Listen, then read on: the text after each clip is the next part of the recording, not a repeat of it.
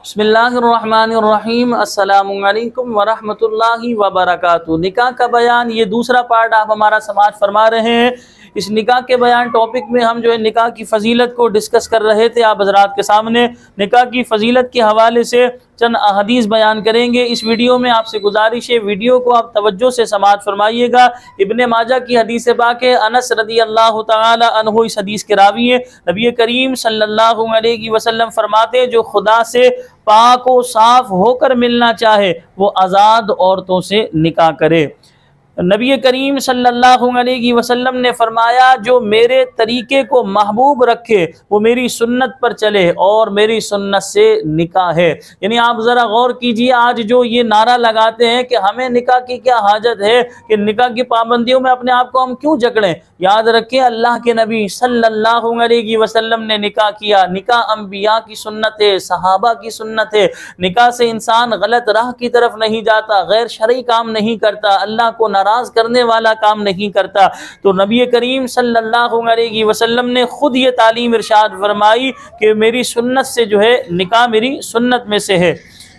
नबी करीम सल्लल्लाहु अलैहि वसल्लम ने फरमाया दुनिया मता है, मता का माना सामान है, और दुनिया की बेहतर मता नेक औरत है। इससे बात पता चली कि इंसान ऐसी खातून का इंतखाब करे जो नेक हो, दीनदार हो, नमाजी हो, कुरान पढ़ने वाली हो, रोज़ा रखने वाली हो, सच बोलने वाली हो, बापर्दा रहने वाली हो, सच्चाई को अपनाने वाली हो। तो लिहाजा आजकल हमारे यहाँ जिस तरह मीडिया का दौर है, इस तरह टिकटॉक पर या इस तरह मुख्तलिफ प्लेटफार्म पर जो है खातून पसंद करके रिश्ता भेज कर अब ऐसी औरत से बंदा जब शादी कर लेता जो कैमरे के आगे आने की आदी है, तो आप निकाह करने के बाद जब उसे कैमरे पे आने से रोकेंगे तो वो कभी भी राजी नहीं होगी, क्योंकि वो अपनी ज़िंदगी इस तरह गुजार चुकी है, कैमरे के आगे आ चुकी है। तो लिहाजा इस चीज़ का ख्याल करें। और यहाँ मैं अपनी बहनों से गुजारिश करूँगा, ये चंद पैसों के खातिर जो आप कैमरे के आगे आ रही हैं, व्यूज़ हासिल करने के लिए मुख्तलिफ प्लेटफार्म पर आप काम कर रही हैं कि भाई पैसा आए, दौलत आए,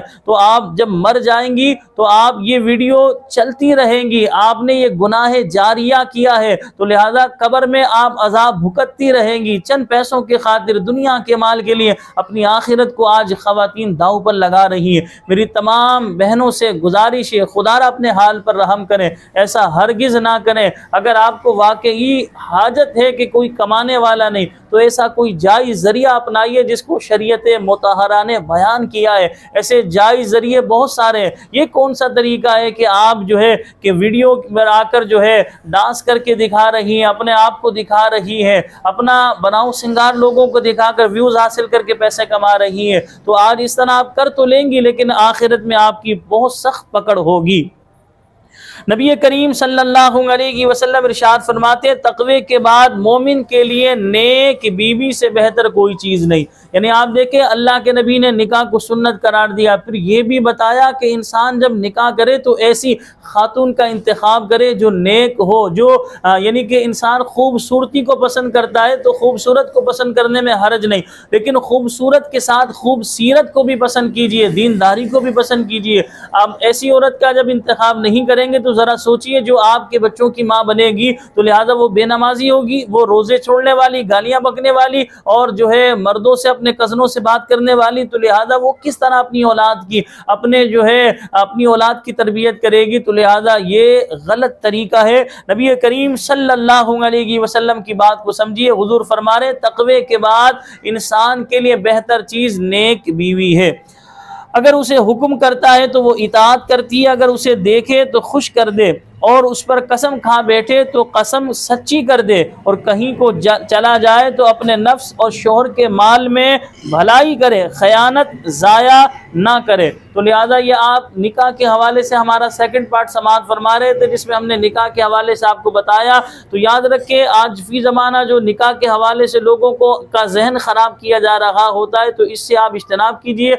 हलाल में बरकत है, हराम में सरासर नुकसान है। दीन पर चलने में यकीनन फ़ायदा ही फ़ायदा है, दीन पर ना चलने में सरासर नुकसान ही नुकसान है। ज़िंदगी आर्जी है, यकीनन दुनिया फ़ना हो जाएगी, हमारी ज़िंदगी ख़त्म हो जाएगी, लेकिन अगर हमने ज़िंदगी में अच्छे काम किए होंगे तो हमारी कब्र भी रोशन होगी, आखिरत में भी हम सुरखरू होंगे। अल्लाह की बारगाह में दुआ अल्लाह पाक मेरे और आप सबकी ईमान की हिफाजत फरमाए। हमें अपनी दुआओं में याद रखिएगा। अस्सलामु अलैकुम व रहमतुल्लाहि व बरकातुहू।